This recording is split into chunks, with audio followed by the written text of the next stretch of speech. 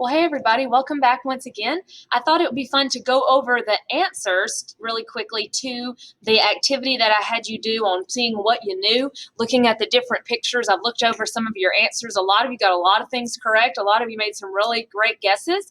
And so I just wanted to quickly run over what these answers were so that you could get some feedback on that and also get a little bit of a preview of some of the things that we're going to be talking about this year. So I'll try to run through this as quickly as I can. This first one here, I think there was somebody that knew exactly what this was. It had this exactly right, which was pretty interesting. So this is a picture of a tragic event called the Triangle Shirtwaist Fire.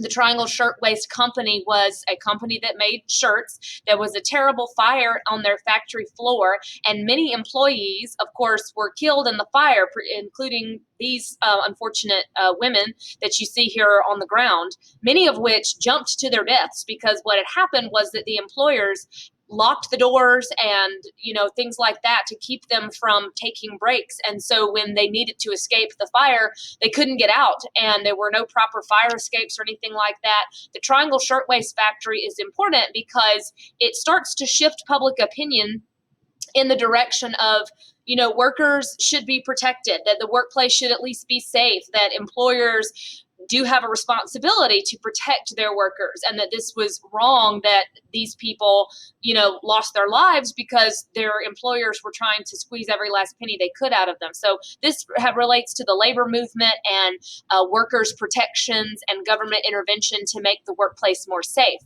This one, several people got this one right, almost exactly right. This one is, many of you recognize this guy right here as the Archduke Francis Ferdinand and his wife next to him, and this was taken just moments before his assassination, which, as you likely remember from world history, was the event that started World War I. So World War I is something that we'll be talking about over the next couple of weeks. In this image, we see some people pouring something down into the sewer here. And a few of you, not very many, but a few of you realize that this is some form of alcohol. This is representative of, or a representation of Prohibition, the Prohibition era in which alcohol was made completely illegal, the sale, the manufacture of, the use of by the 18th Amendment. Obviously, that still doesn't hold true today. The 18th Amendment is the only one that's ever been repealed, but we'll talk later about the issues of prohibition and why it was eventually repealed, why it didn't work out so well and wasn't incredibly popular.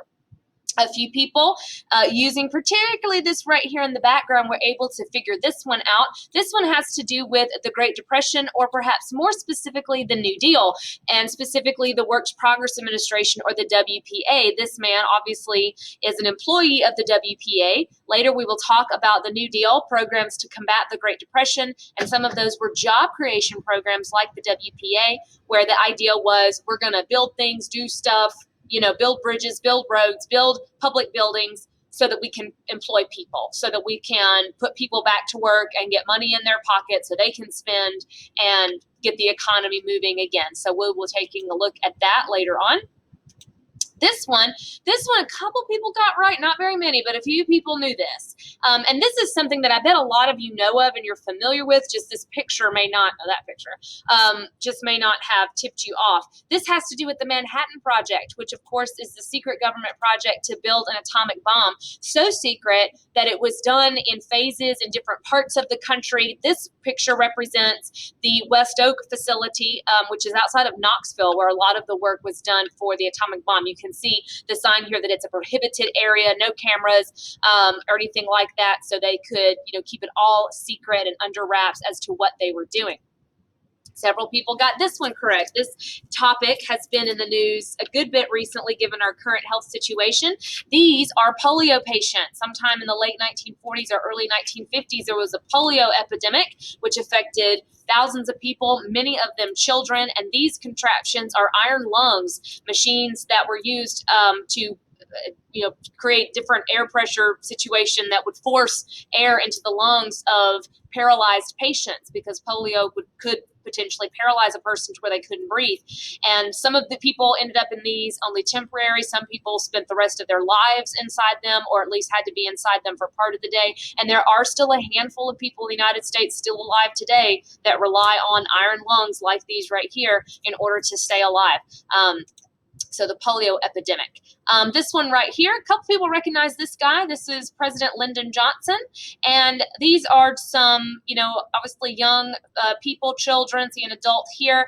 This is specifically in reference to Johnson's domestic programs, specifically his war on poverty. Johnson instituted a number of programs as part of his Great Society, including things like preschool programs, Head Start, things like that, to address poverty in different parts of the country, particularly in Appalachia, which I believe is where this picture comes from, where there were still a lot of people with no running water and no electricity and things of that nature. Several people knew this one. A lot of people guessed it had something to do with civil rights, but maybe we're off on exactly who it was. This young man is Emmett Till. Emmett Till was brutally murdered by two white men in Mississippi in 1955, and his murder is considered a catalyst of the civil rights movement, because when this young boy, he's only 14 years old, was killed quite brutally, and magazines and newspapers published at his mother's request pictures of his mutilated body all over the country. And not only that, but when the two white men that killed him were, one, acquitted, and then as soon as they're acquitted, go blabbing to magazines and newspapers, admitting that they did it, seeming to be proud that they did it, and thinking it's hilarious that they got off scot-free with it, that really just alerted the country's attention to how bad the situation was in the South and that change needed to happen. And so it leads to further protests, further movements, further organization for people to change things in the American South. So it really helps to mobilize and to begin the modern American civil rights movement. A couple of people, I think maybe one person got this, and it is a little vague. Hard to tell from this, but you can see the guy swearing in. This has to do with Watergate, which is my favorite thing to talk about in 11th grade U.S. history. Watergate, this is John Dean, who was a former White House counsel or White House lawyer. He is the one that testified before Congress and revealed that Nixon knew about the cover-up, that he knew about all those things that were going on, and alluded to the idea that, or the fact, that this went all the way to the president, all those sorts of things, and more information started to come out, and all that scandal, as it unfolded, eventually leads to Nixon's resignation. It's probably an unpopular opinion, but for some reason, Watergate's my favorite thing in this class. I love Watergate. It's just, I don't know, it's just exciting and just kind of just fun to watch all that kind of stuff unravel. So I'll be looking forward to getting to Watergate. I think one person said this correctly, although I don't think they had the name of it.